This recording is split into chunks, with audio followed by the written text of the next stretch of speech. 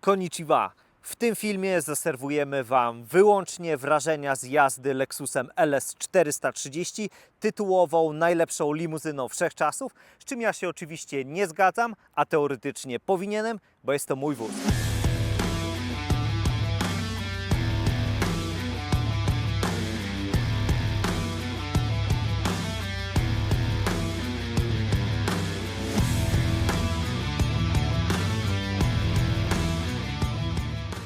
Zwróćcie proszę uwagę, jak fajnie rozwiązano stacyjkę. Możemy do niej zarówno włożyć kluczyk, albo ją po prostu przekręcić w celu uruchomienia silnika.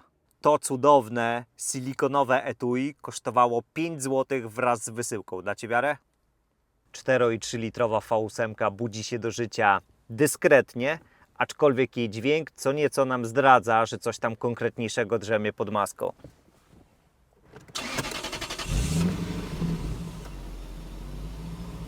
Co do parkingowych manewrów, mimo długości ponad 5 metrów, to idzie wręcz niedorzecznie gładko.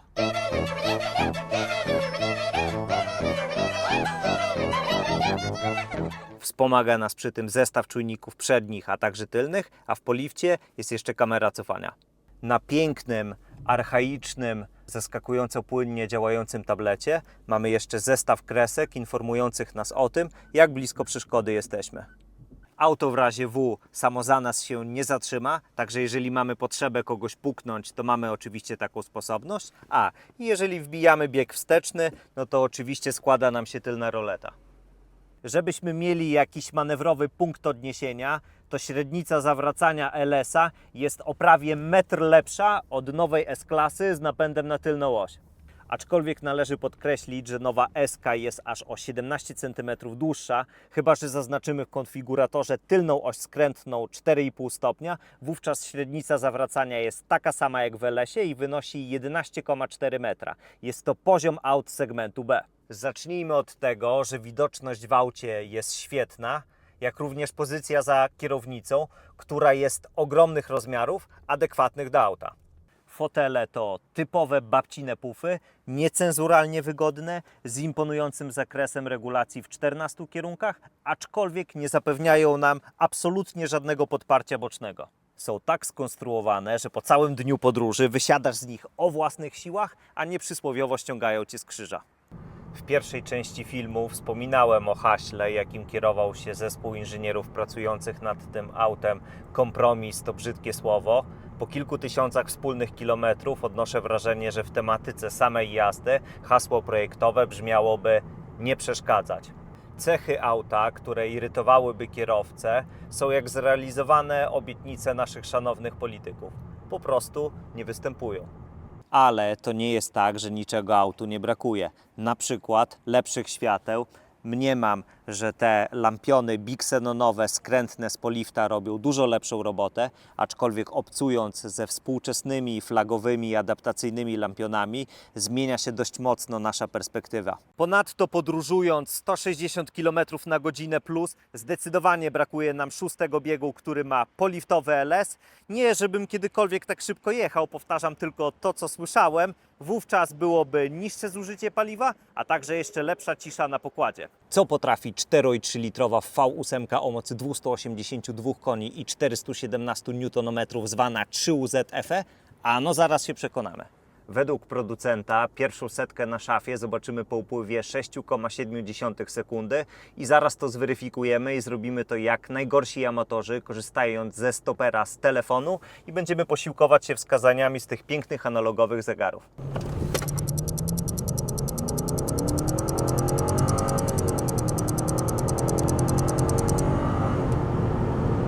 Wynik raczej nie zrobi na nikim specjalnego wrażenia, ale to, w jaki sposób on nabiera prędkości, a i owszem, przyspieszenie jest takie kremowe, płynne, jedwabiste, bez jakichkolwiek szarpnięć. Jest takie, jakby wóz nie pokazywał pełnego potencjału swoich możliwości. Ma się wrażenie, jakby auto nie pędziło, a jednak pędzi. Dokładnie to samo uczucie towarzyszy nam, kiedy jedziemy z prędkościami rzędu złoty 20, złoty 40, a wrażenie jest takie, jakby na pięknej analogowej szafie było co najmniej o połowę mniej. Z 5-biegową skrzynią prędkości obrotowe prezentują się następująco. Przy 90 km na godzinę mamy 1600 obrotów. Z kolei przy 120 km na godzinę mamy 2200. Przy 140 mamy około 2600 obrotów. Skoro już przy prędkościach jesteśmy, to VMAX LS-a 430 wynosi 250 km na godzinę. Z kolei na tempomacie możemy maksymalnie lecieć 225. No ale to nie przystoi. Przeczytałem pod jedną z moich publikacji na Facebooku wspaniały komentarz, że pośpiech tym autem nie jest wskazany, gdyż skróci naszą podróż. Podpisuję się pod nim obiema rękoma. Zbiornik paliwa znajduje się pod tylną wersalką, mierzy solidne 84 litry. Tankując do pełna składamy wniosek o 500 minus, który w okamgnieniu jest rozpatrzony.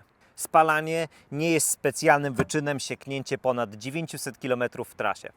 Jeżdżąc na działkę przez lokalne przybiałostockie wsie, zgodnie z ograniczeniami prędkości, nie przekraczając tam 100 km na godzinę, osiągam spalanie rzędu 8-9 litrów, a spalanie z ostatnich kilku tysięcy kilometrów mam na poziomie 11,7, z czego w głównej mierze poruszam się po mieście, ale zaznaczam, że nie ma tutaj absolutnie żadnego majtczakowania.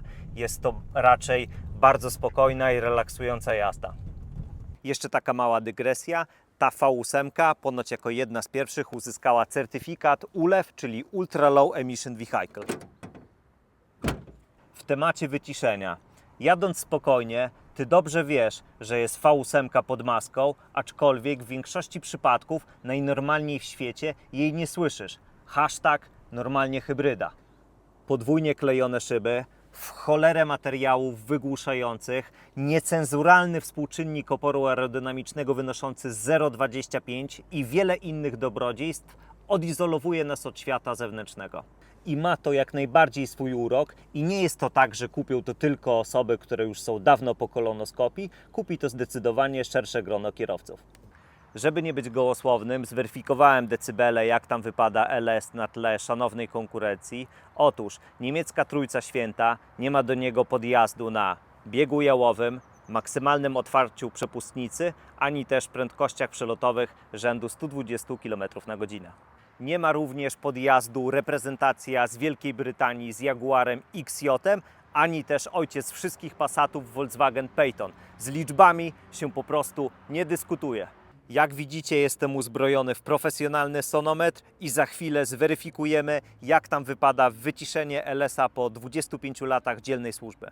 Zaznaczam, że nic nie majstrowaliśmy przy aucie w temacie wyciszenia, wymiany uszczelek czy tego typu podobnych dobrodziejstw. Aha, wóz jest odziany w opony od Goodyeara w rozmiarze 225/55 R17.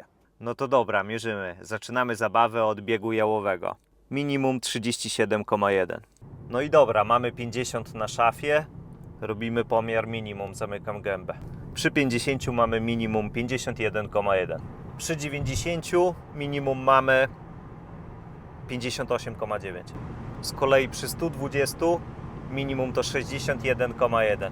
No i dobra, żeby nie było za cukierkowo, do wymiany jest seryjny układ hamulcowy, gdyż nie radzi sobie należycie z masą auta, która cholera jasna, sam nie wiem ile wynosi, gdyż źródła producenta różnie ją podają. Albo jest to 1820 kg, albo 1930. Mniemam, że wszystko zależy pewnie od tego, na jaką wersję się zdecydujemy. W moim dowodzie wpisali 1915 kg i patrząc na obecne standardy wagowe, ta masa nie jest jakoś specjalnie duża.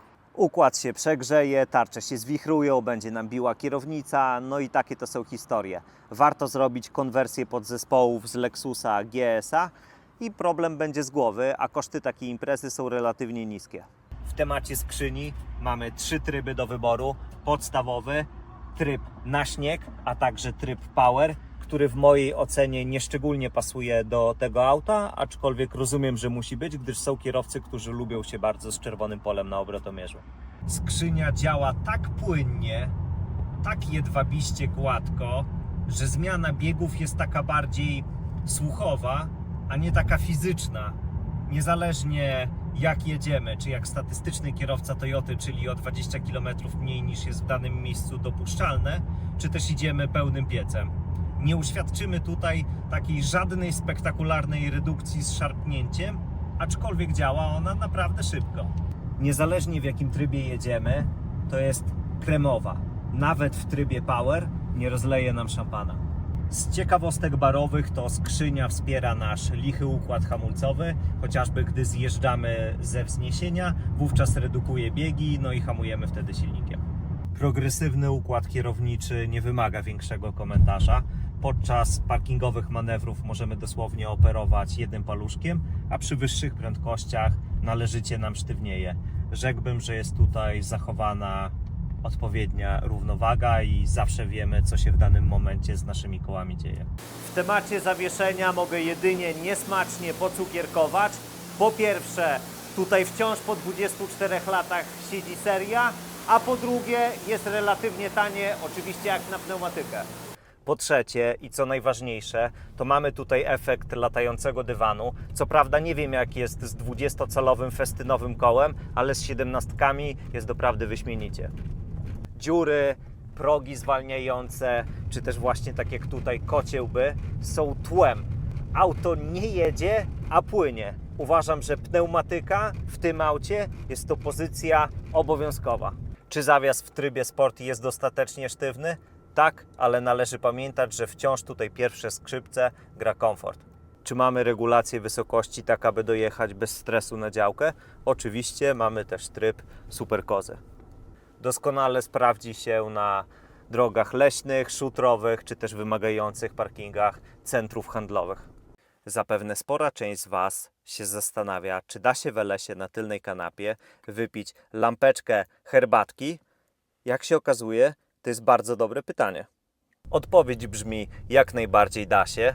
Właśnie jedziemy przez Kociełby i bardzo proszę, piję sobie kulturalnie ulubioną herbatkę.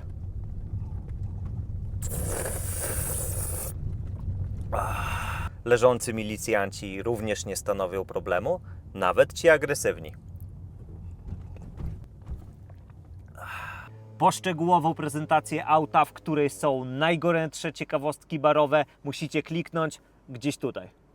Tymczasem ślicznie dziękuję, że obejrzeliście nasz film. Jeżeli nie chcecie przegapić kolejnych produkcji, no to koniecznie zostawiajcie subskrypcję i pamiętajcie, że lajkowanie rąk nie brudzi. Sayonara!